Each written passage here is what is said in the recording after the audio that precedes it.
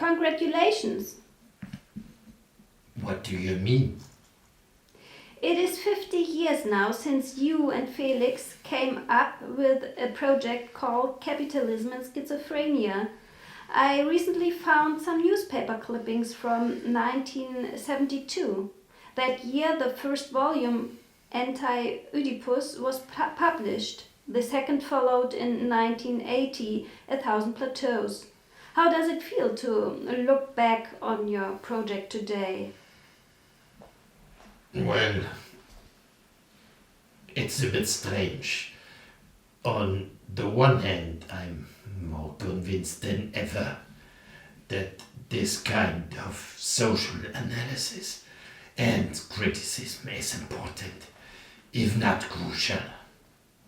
On the other hand, I'm very surprised about how this project was received. Why? The two volumes have, in different ways, been very successful. Today they are considered theoretical classics. That's what I mean. They have never been mere theory. Anti-Oedipus in particular owed much to an intense collaboration between a philosopher and a political activist who worked in a psychiatric clinic. And without this double background in theory and practice, that is, from my view, without Félix's experiences in the Borde clinic, the book would not have been possible at all. But the clinic and its everyday life are not mentioned at all. Even Jean Horry, the founder of Borde, is only mentioned in passing. That's true, but we have drawn a lot from it. For example, when we talk about the schizophrenic as a tinkerer, or the references to output that we give at the beginning, the machine drawings of Robert Gilles, all that really comes from Horry, as well as the references to biology and materialist psychiatry, Monakov, Morgue, or the Sondy test. Eventually, it is Félix who brought this in, based on his activities in Borde and his ongoing dialogue with Horry. We are only beginning to understand this. I mean, the part that Félix played in this respect. His manuscripts and drafts, the Anti-Oedipus papers, were only made accessible a few years ago. Yeah. The other issue that has not been seen very clearly over the years is that of the machine. The famous desiring machines? But they only figure in the first volume. Félix created this beautiful concept, in part to describe his work with the psychotics in Borde, who are constantly manipulating materials, tools, and media of some kind to construct and reconstruct their existence.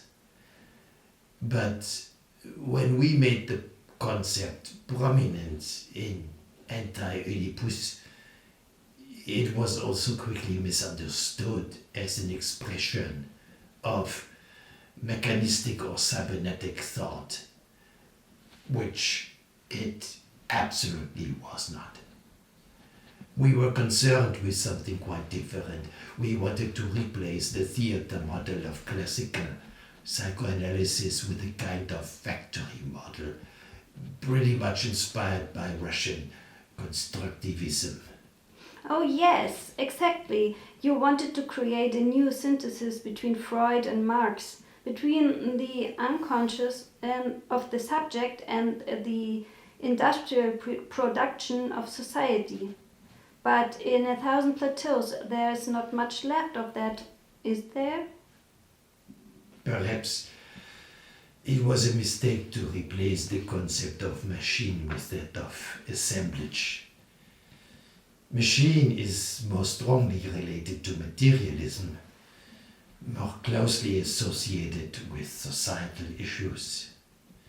If we had stuck with it, it perhaps would also have been clearer that both volumes are thoroughly inspired by Marx.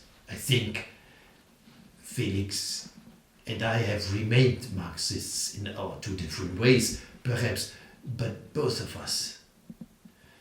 This would be the second problem in this story. The first is a reception that is almost completely separated from the practice of the clinic. The second is the split from Marx.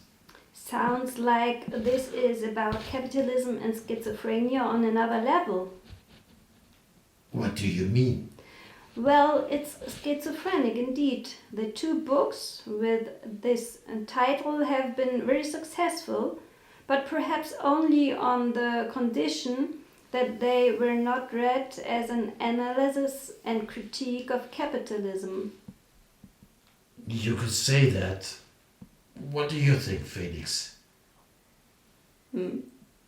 But then I don't really feel like celebrating.